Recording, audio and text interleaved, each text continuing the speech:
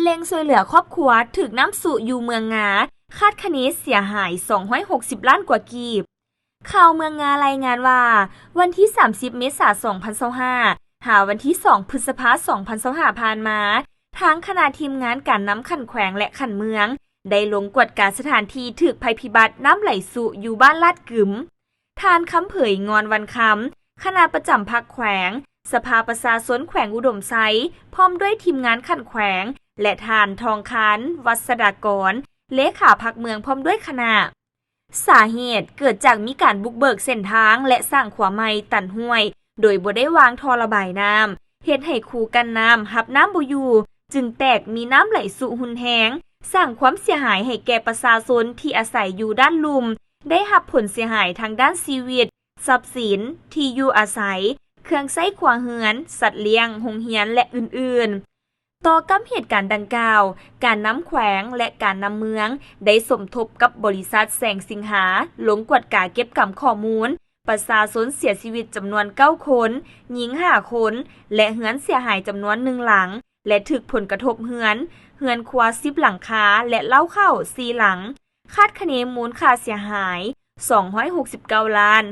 510,000กีบและให้การช่วยเหลือเบื้องต้นมอบเงินสดเป็นเงินจำนวน108ล้านกีบและเครื่องใช้ในครัวเรือนเช่นสังกะสีเหล็กตะปูผ้าห่มมุงสาดหม้อแกงหม้อนึ่งข้าวถ้วยบวงและอื่นๆรวมมูลค่า3,733,300 กีบรวมมูลค่าทั้งหมด111,733,300 กีบเพื่อแก้ไขชีวิตการเป็นอยู่ของประชาชนผู้ถูกผลเสียหายได้รับการช่วยเหลืออย่างทันการและกลับเข้าสู่สภาพปกตินั้นการนำแขวงการนำเมืองงาได้ลงศึกษาอบรมด้านแนวคิดให้แก่ประชาชนที่ถูกผลกระทบให้มีความอุ่นเอียงให้การร่วมมือและช่วยเหลือซึ่งกันและกันนอกนี้ระยะภายหลังเกิดเหตุคณะประจำภาคเมืองได้แบ่งบรรจุซับซ้อนพนักงานทหารตำรวจและองค์การปกครองบ้านพร้อมด้วยประชาชนในบ้านเป็น2ทีมคือ